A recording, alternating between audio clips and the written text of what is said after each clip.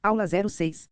Processos de contas no âmbito do Tribunal de Contas. A aula trata dos processos no âmbito do Tribunal de Contas, com destaque para os processos de contas, a tomada e a prestação de contas, a tomada de contas especial, os tipos de decisão em processo de contas, o julgamento das contas, as contas iliquidáveis, a execução das decisões definitivas e o envio de informações à Justiça Eleitoral.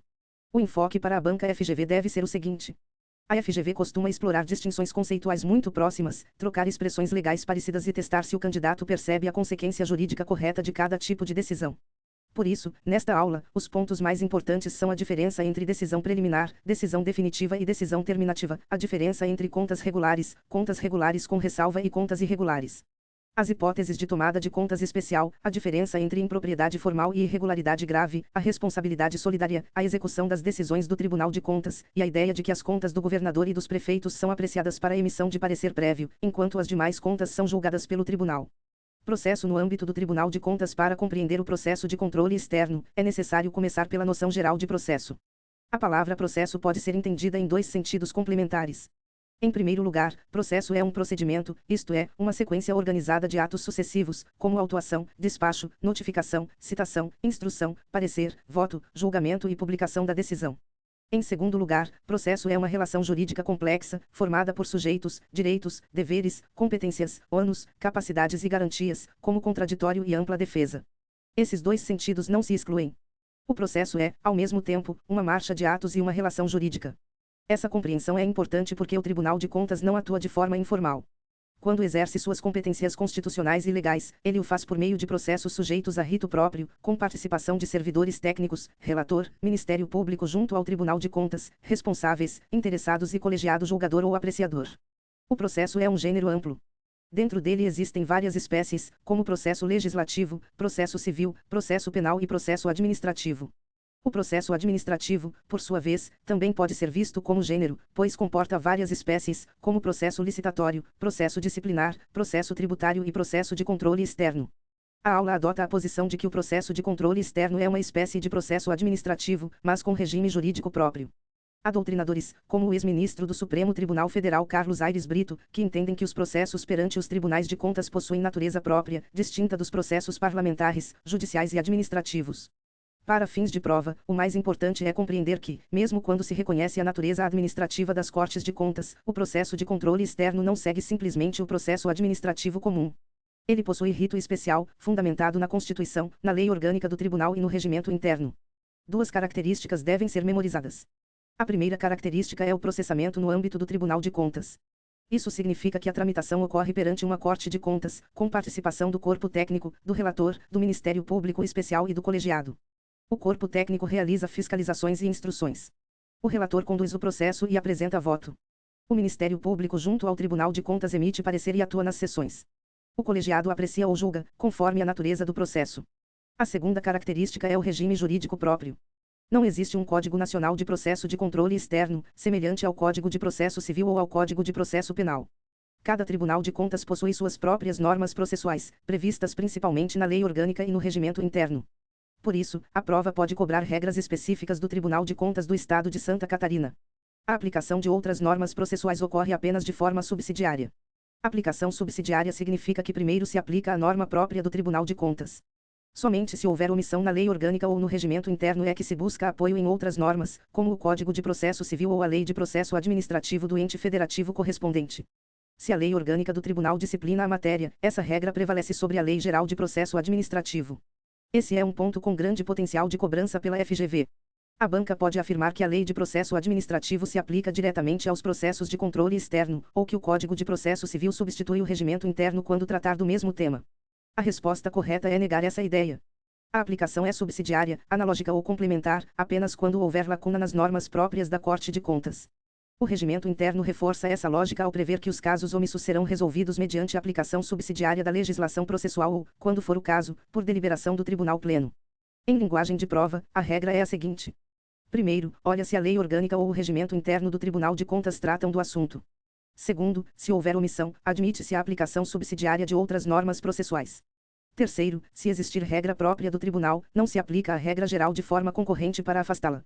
A jurisprudência citada na aula menciona decisões do Supremo Tribunal Federal e do Tribunal de Contas da União que reconhecem essa aplicação subsidiária.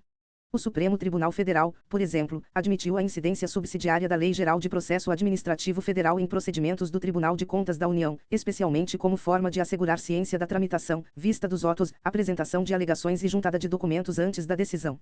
O Tribunal de Contas da União também reconhece que o Código de Processo Civil e a Lei Geral de Processo Administrativo só entram quando houver lacuna nas normas próprias. Espécies de processos de controle externo. O processo de controle externo é o conjunto de peças que documenta o exercício da atividade típica do Tribunal de Contas. Ele envolve as funções julgadora, fiscalizadora, opinativa, consultiva e ouvidora das Cortes de Contas. Não se confunde com processos meramente administrativos internos do próprio tribunal, como concurso para servidores, gestão de pessoal, licitação interna ou administração patrimonial da Corte. A aula está interessada no processo pelo qual o tribunal exerce suas competências constitucionais e legais de controle externo. A tabela visual do material pode ser lida da seguinte forma. Os processos de controle externo se dividem em processos de contas, processos de fiscalização, processos de registro, processos de denúncia, processos de representação, solicitações do Poder Legislativo e processos de consulta. Nos processos de contas, aparecem as contas de governo, as contas de gestão e as tomadas de contas especiais. As contas de governo são apreciadas, em regra, para emissão de parecer prévio, especialmente quando se trata de contas do chefe do Poder Executivo. As contas de gestão dizem respeito à atuação de administradores e responsáveis pela gestão de dinheiros, bens e valores públicos.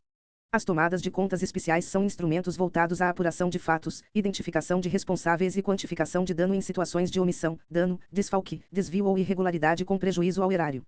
Nos processos de fiscalização, a aula destaca auditorias e inspeções. Também é comum que denúncias, representações e solicitações do Poder Legislativo sejam tratadas dentro da lógica de fiscalização, porque podem provocar auditorias, inspeções ou outras apurações. Nos processos de registro, o tribunal examina atos como admissões, aposentadorias, reformas, pensões e transferências para reserva. Essa matéria não é o centro desta aula, mas aparece na classificação geral dos processos de controle externo. Nos processos de consulta, o tribunal responde questionamentos formulados por autoridades legitimadas, normalmente sobre matéria de sua competência.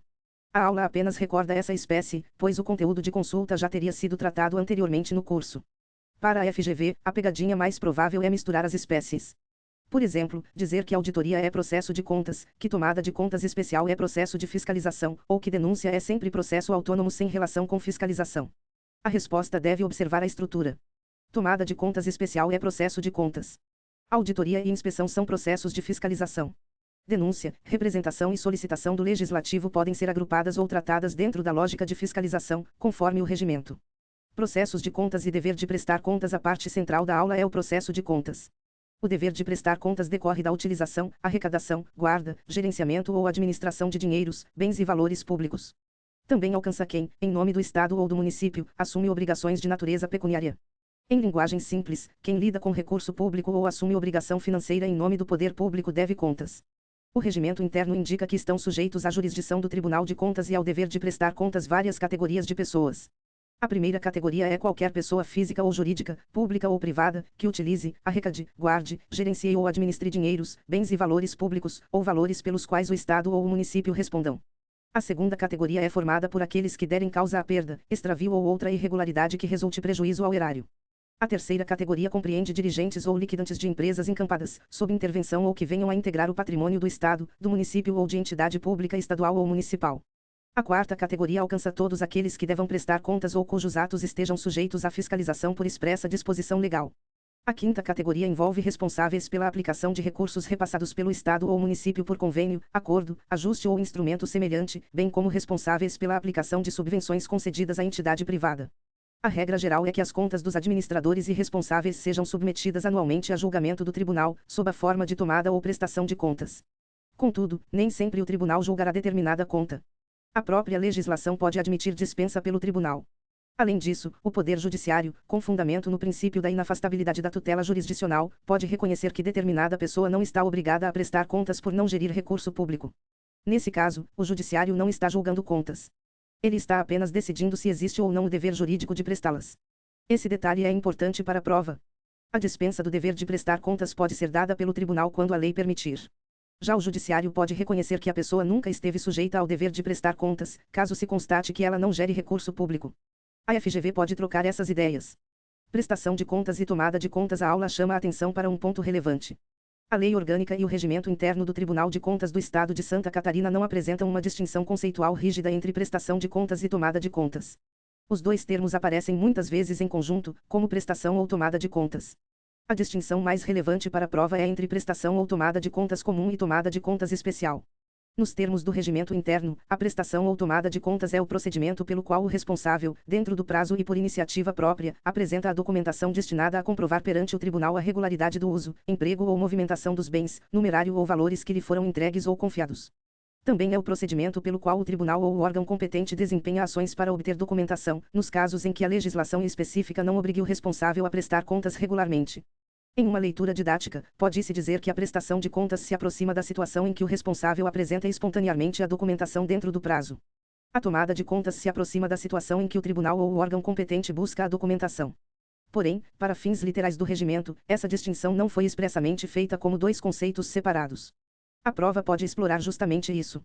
A resposta segura é dizer que o regimento trata prestação e tomada de contas em bloco, mas diferencia expressamente a tomada de contas especial.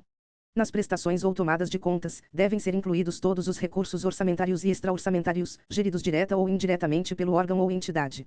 Esse é um ponto de cobrança direta. Não se incluem apenas recursos orçamentários. Recursos extraorçamentários também entram, pois ainda que não integrem o orçamento como receita destinada ao custeio de despesa pública, eles ingressam temporariamente nos cofres públicos e precisam ser guardados e devolvidos corretamente. A diferença deve ser lida assim: receita orçamentária é aquela que pode ser usada para custear despesa pública, como a receita tributária.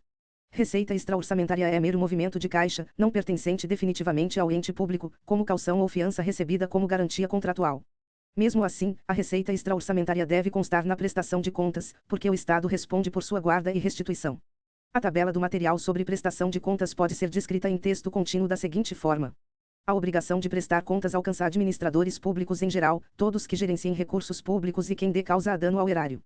Quem tem o dever de prestar contas só pode ser dispensado desse dever por decisão do tribunal, ressalvada a competência do Poder Judiciário para reconhecer a inexistência do dever.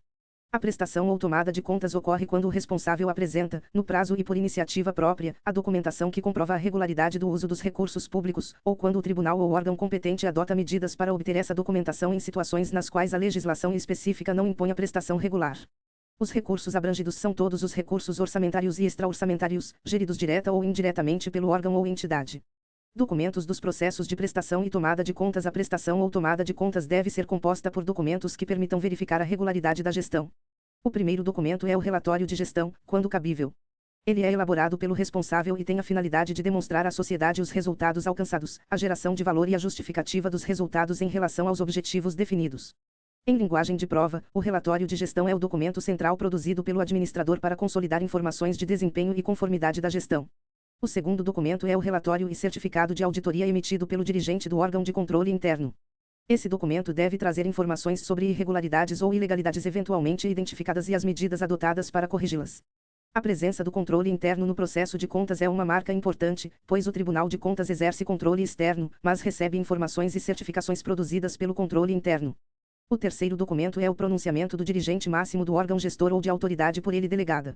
Esse pronunciamento tem a função de demonstrar que a autoridade superior tomou conhecimento do conteúdo das contas e do parecer do controle interno. Se houver irregularidade, esse documento dificulta a alegação de desconhecimento. O quarto documento são as demonstrações financeiras exigidas em lei. O quinto é o demonstrativo do recebimento e da aplicação de todos os recursos orçamentários e extraorçamentários, geridos direta ou indiretamente pela unidade ou entidade.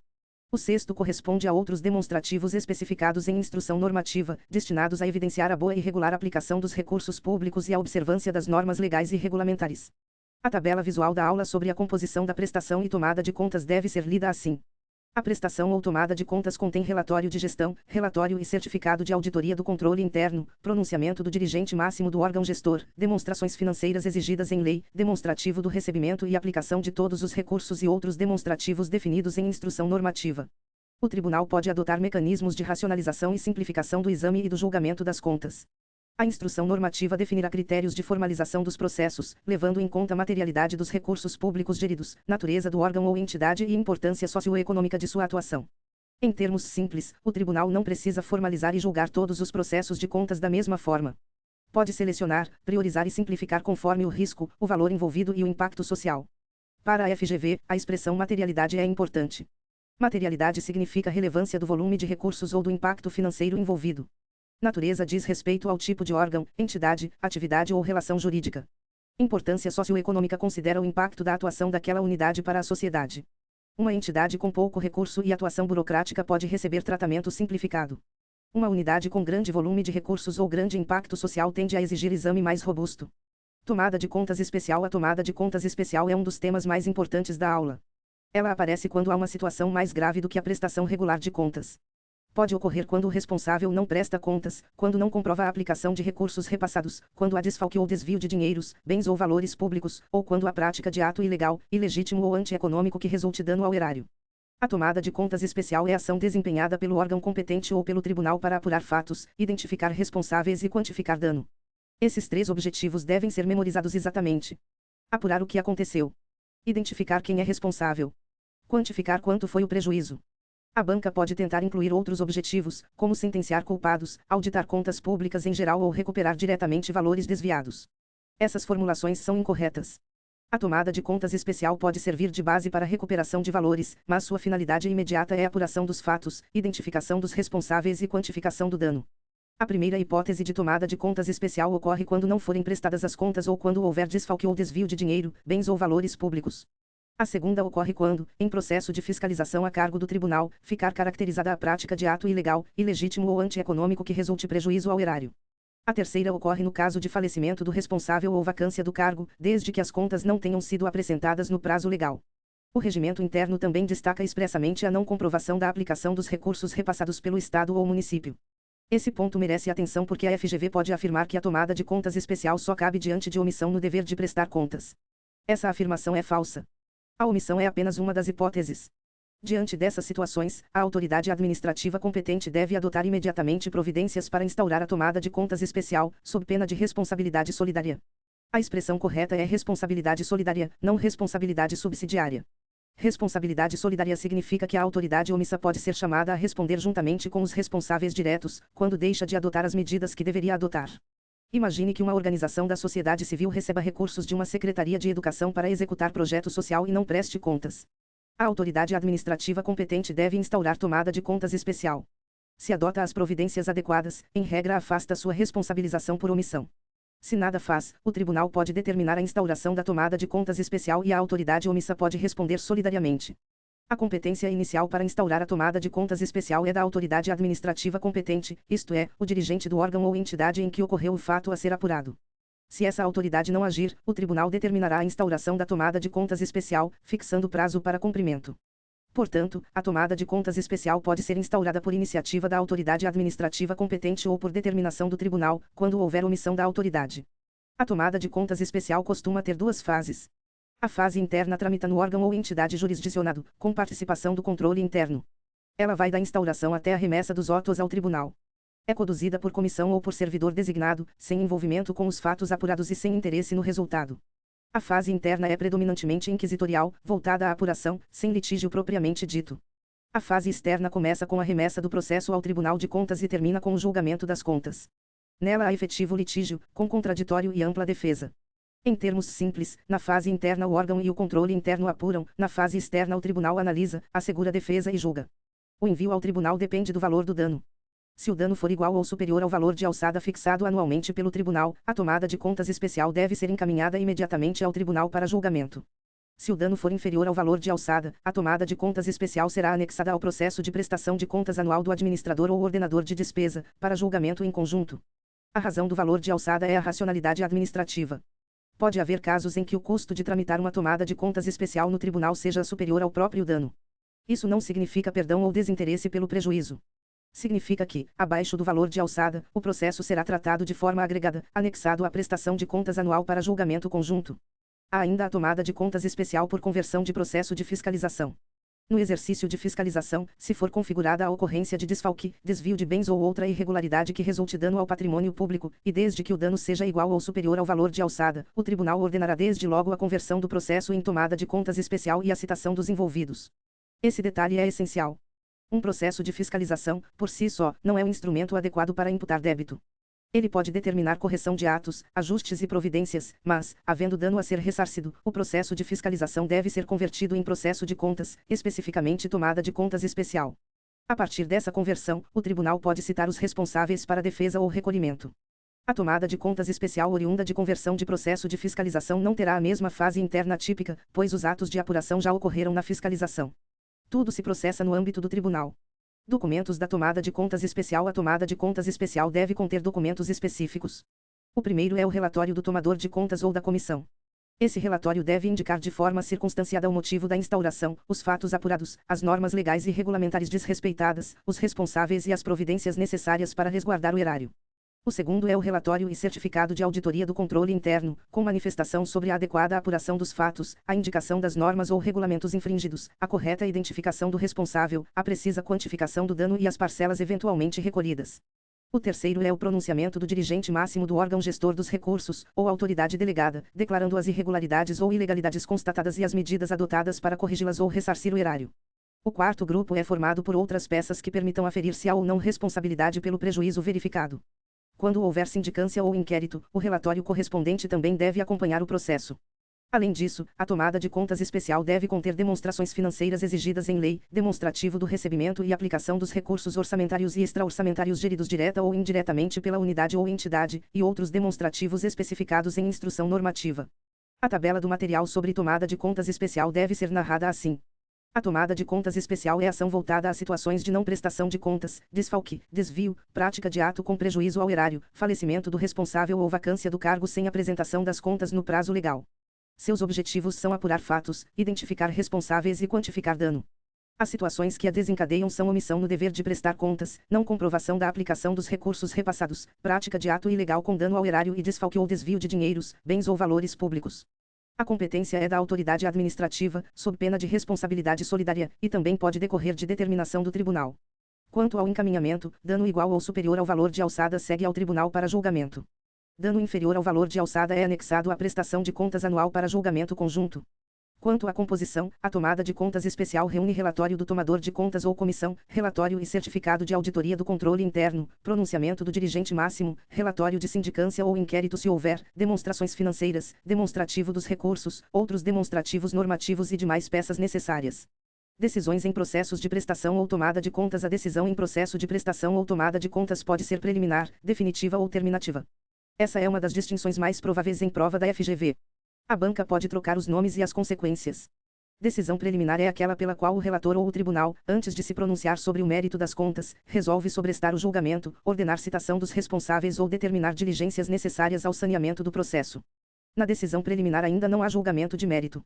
Ela serve para preparar o processo para uma decisão final adequada. Decisão definitiva é aquela pela qual o tribunal julga as contas regulares, regulares com ressalva ou irregulares. Também é considerada decisão definitiva a decisão que determina o arquivamento do processo por racionalização administrativa e economia processual, sem cancelamento do débito. Decisão terminativa é aquela pela qual o tribunal ordena o trancamento das contas consideradas iliquidáveis. Conta iliquidável é a conta cujo julgamento de mérito se tornou materialmente impossível por caso fortuito ou força maior, alheio à vontade do responsável. A tabela visual da aula sobre decisões em processos de contas deve ser lida assim. A decisão preliminar pode envolver sobrestamento, citação ou diligências. A decisão definitiva pode envolver julgamento das contas como regulares, regulares com ressalva ou irregulares, e também pode envolver arquivamento por racionalização e economia processual. A decisão terminativa envolve trancamento de contas iliquidáveis. A lei orgânica também estabeleceu prazo de 5 anos para o tribunal analisar, julgar todos os processos de controle externo, inclusive processos de prestação ou tomada de contas, e publicar a decisão definitiva. Se entre a data da citação do administrador ou responsável, ou a data de exoneração do cargo ou extinção do mandato, considerando-se a mais recente, e o julgamento com publicação da decisão definitiva, ultrapassar 5 anos, o processo será considerado extinto. A extinção ocorrerá sem julgamento de mérito, com baixa automática da responsabilidade do administrador ou responsável, e os autos serão encaminhados ao Corregedor-Geral do Tribunal de Contas para apurar eventual responsabilidade. Esse prazo pode ser cobrado em prova por meio de troca de marcos. O candidato deve prestar atenção ao marco inicial mais recente entre citação, exoneração do cargo ou extinção do mandato, e ao marco final, que é o julgamento com publicação da decisão definitiva. Decisões preliminares, citação, débito e revelia. As decisões preliminares são adotadas no curso do processo para viabilizar a decisão definitiva. Elas não julgam o mérito e não trancam o processo. Diferem das terminativas porque estas encerram o processo pela impossibilidade de julgamento de mérito. Diferem das definitivas porque estas enfrentam o mérito ou arquivam por racionalização e economia processual. Cabe ao relator presidir a instrução do processo. por despacho singular, de ofício ou por provocação do órgão de instrução ou do Ministério Público junto ao Tribunal de Contas, o relator pode determinar sobrestamento do julgamento, citação ou audiência dos responsáveis e outras providências necessárias ao saneamento dos autos, como fornecimento de documentos, informações e diligências. Sobrestar significa suspender a tramitação ou o julgamento por certo tempo.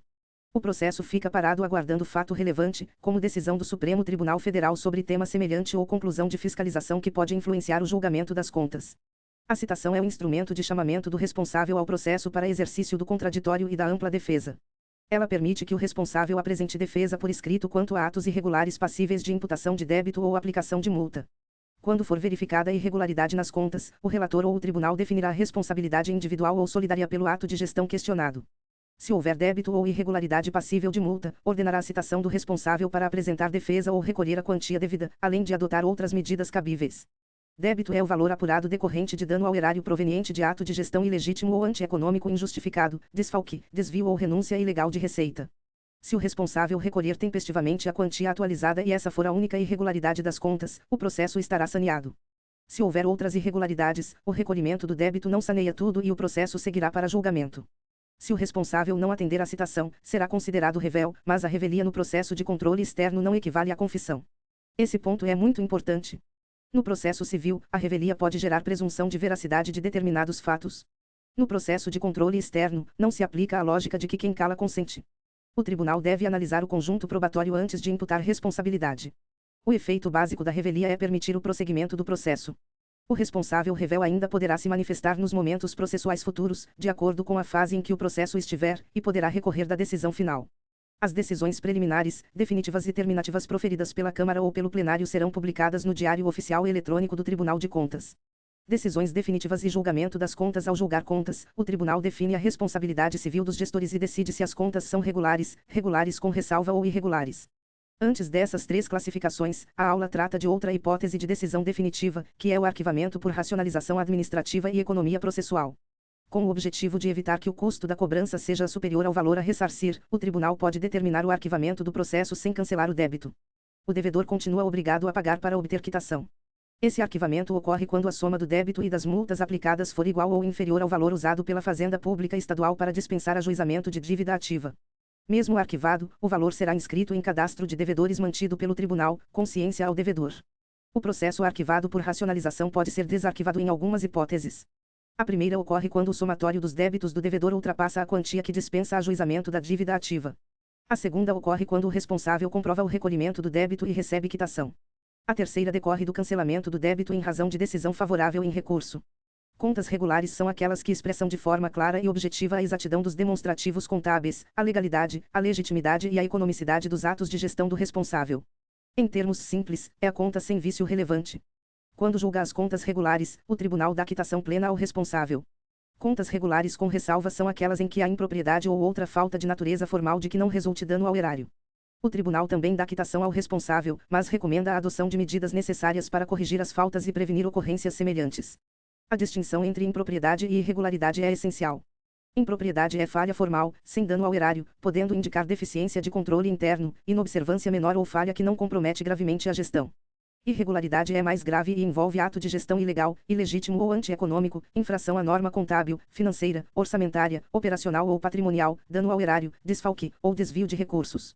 Para que as contas sejam regulares com ressalva, não pode haver dano ao erário nem irregularidade grave. Se houver dano, desvio, desfalque, omissão no dever de prestar contas ou ato ilegal relevante, a tendência é julgamento pela irregularidade, e não pela regularidade com ressalva. As medidas corretivas em contas regulares com ressalva são dirigidas ao órgão ou entidade, na pessoa do responsável atual.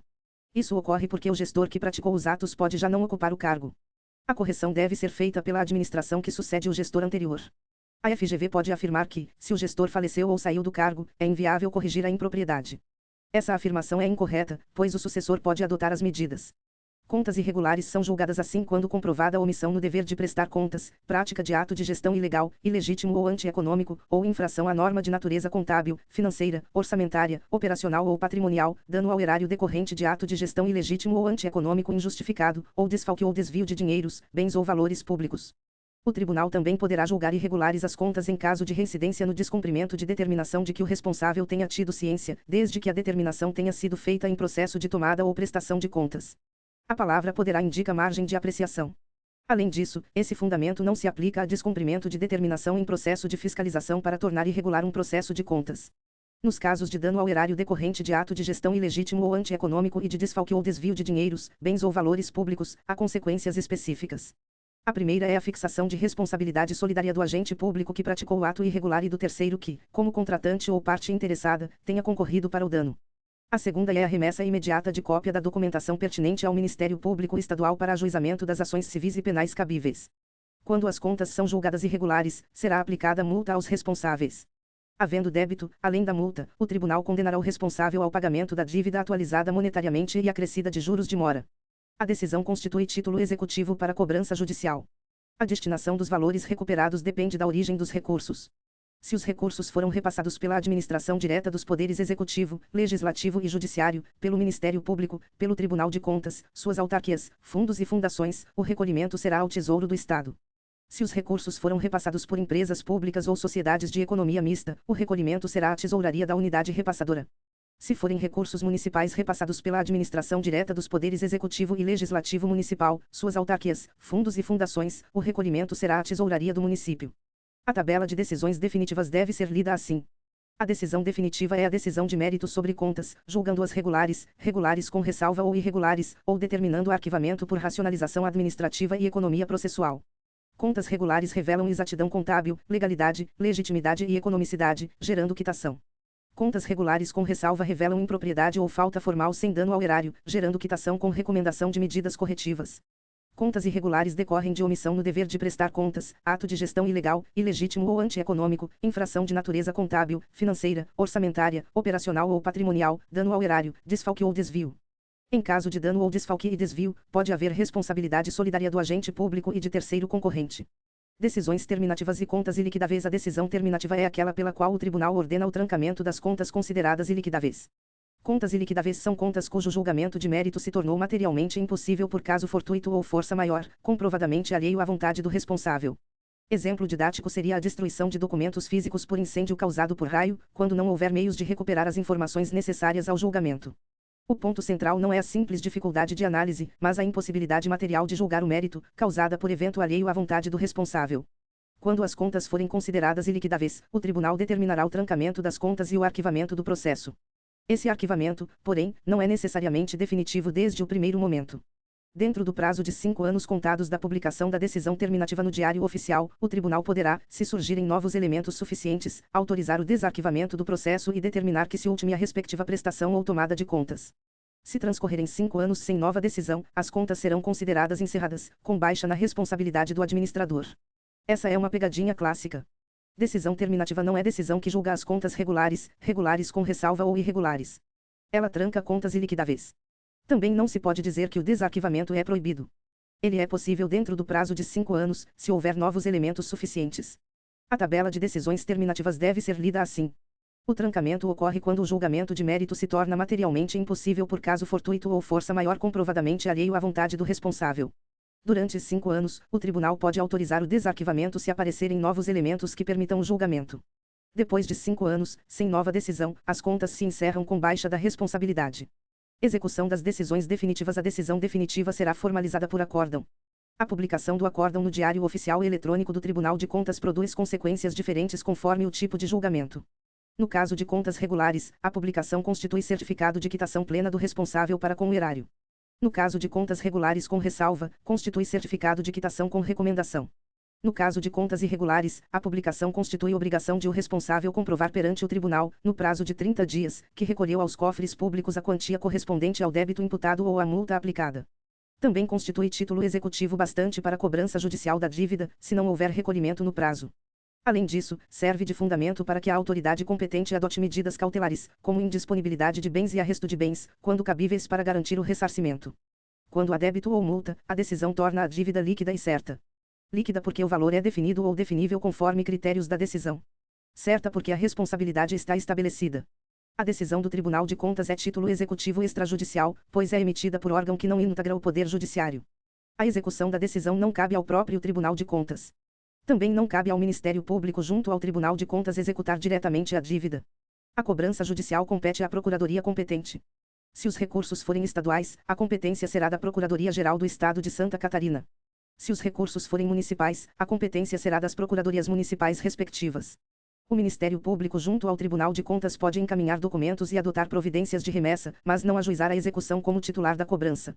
A própria decisão do tribunal já é suficiente como título executivo, de modo que não é necessária uma fase de conhecimento para constituir a obrigação. Também não é necessária a inscrição em dívida ativa como condição para a execução, embora a inscrição possa ocorrer por razões contábeis, gerenciais ou administrativas. Atualização monetária, juros de mora e multa. Os débitos imputados pelo tribunal serão atualizados até a data do efetivo pagamento. A atualização monetária usa índice oficial de correção adotado pelo Estado para a atualização dos créditos da Fazenda Pública. A atualização monetária não é punição. Ela apenas recompõe o valor da moeda no tempo, para que o valor devido não seja corroído pela inflação. Além da atualização monetária, incidem juros de mora sobre o valor reajustado, a taxa de 1% ao mês ou fração, até a quitação. Os juros têm função de compensar o uso indevido do dinheiro ou a perda do benefício que a sociedade teria se o recurso tivesse sido aplicado corretamente. Débito e multa seguem lógicas um pouco diferentes. O débito é atualizado e sofre juros desde o fato gerador, com possíveis variações conforme a causa do débito. A multa, por sua vez, só sofre atualização se não for paga no vencimento. O tribunal fixa prazo de 30 dias para pagamento da multa. Se o responsável não paga nesse prazo, a atualização passa a incidir a partir do vencimento. Parcelamento, quitação e cobrança. O Tribunal Pleno pode autorizar, em qualquer fase do processo, o recolhimento parcelado da importância devida, incluindo débito e multa. Após a publicação da decisão, o presidente do tribunal pode autorizar o parcelamento mediante requerimento do interessado. O parcelamento poderá ser de até 48 parcelas mensais e sucessivas. Sobre cada parcela incidem correção monetária e acréscimos legais. O atraso no pagamento de qualquer parcela acarreta o vencimento antecipado do saldo devedor. Vencimento antecipado significa que toda a dívida restante passa a ser exigível de uma vez, e não apenas a parcela vencida. Comprovado o pagamento integral, o tribunal expedirá a quitação do débito ou da multa ao responsável. Mas o pagamento integral não modifica o julgamento quanto à irregularidade das contas. Se as contas foram julgadas irregulares, o simples pagamento do débito ou da multa não transforma o julgamento em regular ou regular com ressalva. O pagamento resolve a obrigação financeira, mas não apaga a irregularidade reconhecida no julgamento. Se o responsável não pagar o débito ou a multa após a condenação e o prazo legal expirar sem manifestação, o tribunal poderá determinar desconto integral ou parcelado da dívida nos vencimentos, subsídios, salários ou proventos do responsável, respeitados os limites legais. Alternativamente, poderá autorizar a cobrança judicial da dívida, encaminhando a documentação ao órgão competente. Quando se tratar de município, empresa pública ou sociedade de economia mista da administração estadual ou municipal com serviço jurídico próprio, os documentos necessários à cobrança serão remetidos diretamente à entidade interessada para promover a execução da dívida. A tabela de execução das decisões definitivas pode ser lida assim. A formalização ocorre por acórdão publicado no Diário Oficial Eletrônico do Tribunal de Contas. Contas regulares geram certificado de quitação. Contas regulares com ressalvas geram certificado de quitação com recomendação. Contas irregulares geram obrigação de recolher débito e multa, título executivo para cobrança judicial e fundamento para a implementação de sanções ou medidas cabíveis. A atualização monetária recompõe o valor no tempo por índice oficial da Fazenda Pública Estadual.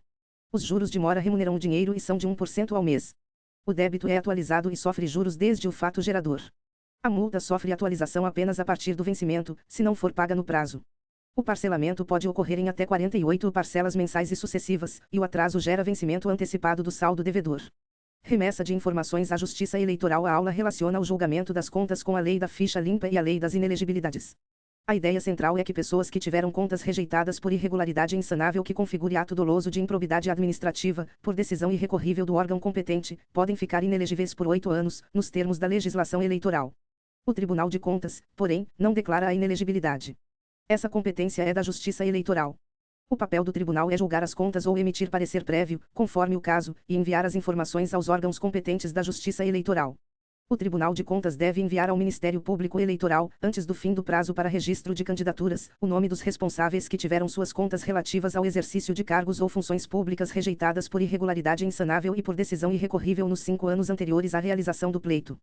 O regimento também prevê inclusão, na lista, daqueles cujas contas apreciadas mediante parecer prévio receberam recomendação de rejeição do tribunal, desde que esgotado o prazo para pedido de reapreciação apresentado pelo prefeito ou após a reapreciação, se ela tiver sido apresentada.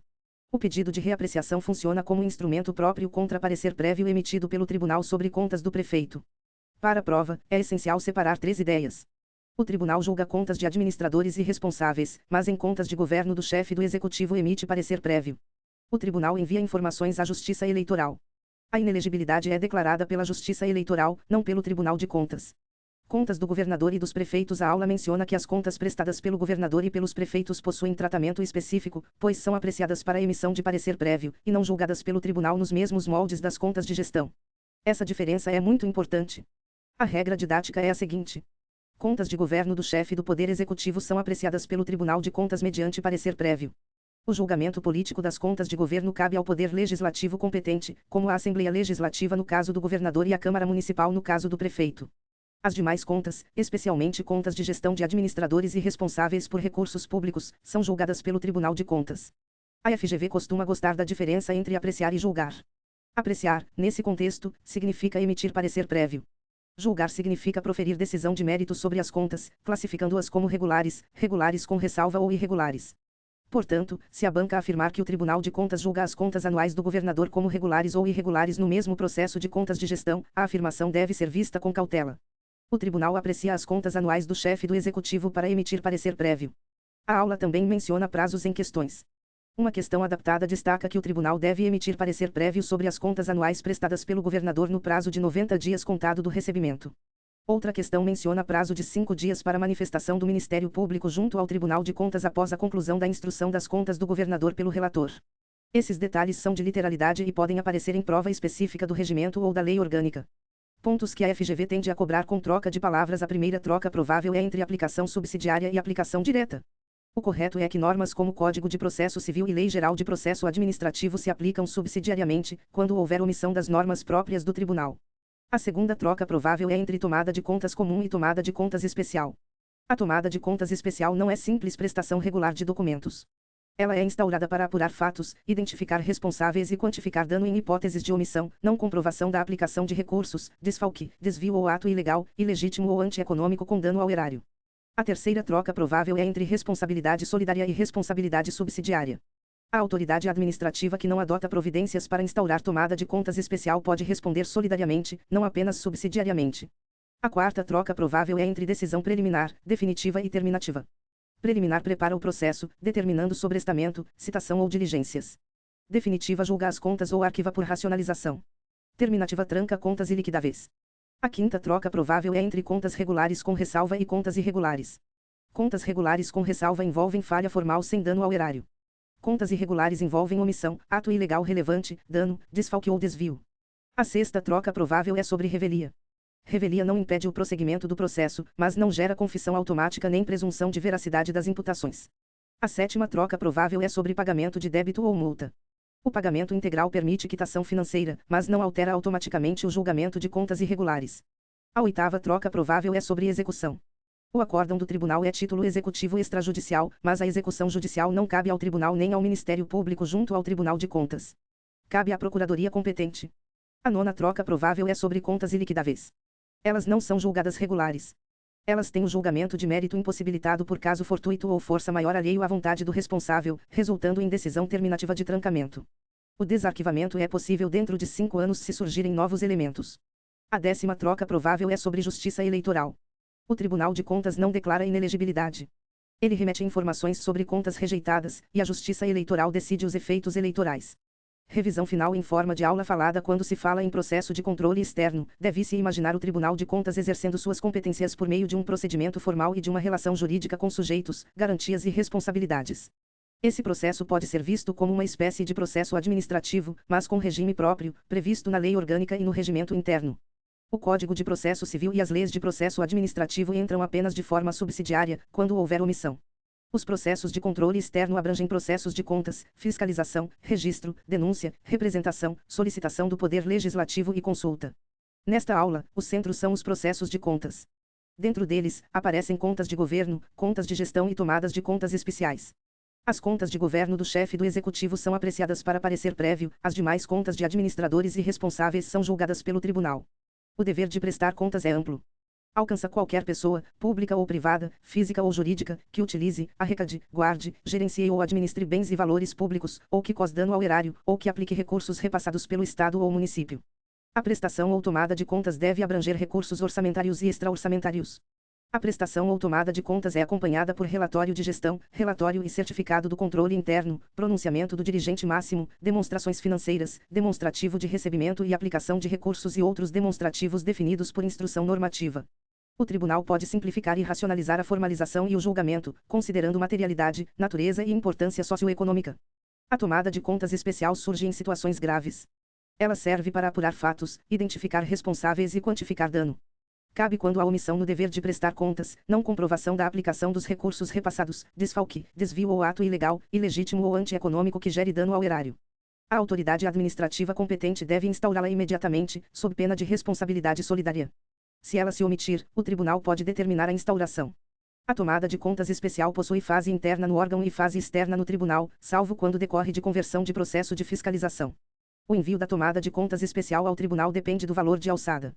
Se o dano for igual ou superior ao valor fixado pelo tribunal, o processo segue para julgamento. Se for inferior, é anexado à prestação de contas anual para julgamento conjunto. Em processo de fiscalização, se surgir dano igual ou superior ao valor de alçada, o processo é convertido desde logo em tomada de contas especial, com citação dos envolvidos. As decisões em processo de contas podem ser preliminares, definitivas ou terminativas. A preliminar não julga mérito, apenas sobresta, cita ou determina diligências. A definitiva julga contas regulares, regulares com ressalva ou irregulares, ou arquiva por racionalização administrativa e economia processual. A terminativa tranca contas iliquidáveis. A citação chama o responsável ao processo para defesa ou recolhimento do débito. Se ele não atende, ocorre revelia, mas sem confissão automática. O tribunal continua obrigado a analisar as provas. As contas regulares geram quitação plena. As contas regulares com ressalva geram quitação com recomendação de correção de falhas formais sem dano. As contas irregulares decorrem de omissão, ato ilegal ou antieconômico, infração contábil, financeira, orçamentária, operacional ou patrimonial, dano, desfalque ou desvio, e podem gerar débito, multa, responsabilidade solidária, remessa ao Ministério Público Estadual e título executivo para cobrança judicial. As contas iliquidáveis são aquelas cujo julgamento de mérito se tornou materialmente impossível por caso fortuito ou força maior alheio à vontade do responsável. O tribunal tranca as contas e arquiva o processo. Durante 5 anos, pode desarquivar se surgirem novos elementos. Depois desse prazo, sem nova decisão, a baixa da responsabilidade. A execução das decisões definitivas ocorre por acórdão publicado no Diário Oficial Eletrônico do Tribunal de Contas. A decisão que imputa débito ou multa torna a dívida líquida e certa e constitui título executivo extrajudicial. A cobrança judicial cabe à Procuradoria competente, não ao Tribunal de Contas nem ao Ministério Público junto ao Tribunal de Contas. O débito é atualizado e acrescido de juros. A multa atualiza após o vencimento se não for paga. O parcelamento pode chegar a 48 parcelas, e o atraso provoca vencimento antecipado do saldo. Por fim, para fins eleitorais, o tribunal remete informações ao Ministério Público Eleitoral sobre responsáveis com contas rejeitadas por irregularidade insanável e decisão irrecorrível, mas quem declara inelegibilidade é a Justiça Eleitoral. Quando se trata de contas apreciadas por parecer prévio, especialmente contas de prefeito, a inclusão depende do esgotamento do prazo de pedido de reapreciação ou da conclusão da reapreciação. Essa é a espinha dorsal da aula. Para a FGV, memarás principalmente as palavras de comando, subsidiária, apurar fatos, identificar responsáveis, quantificar dano, responsabilidade solidária, decisão preliminar, decisão definitiva, decisão terminativa, contas regulares com ressalva, contas irregulares, contas iliquidáveis, título executivo, quitação, recomendação, multa, débito, procuradoria competente e justiça eleitoral.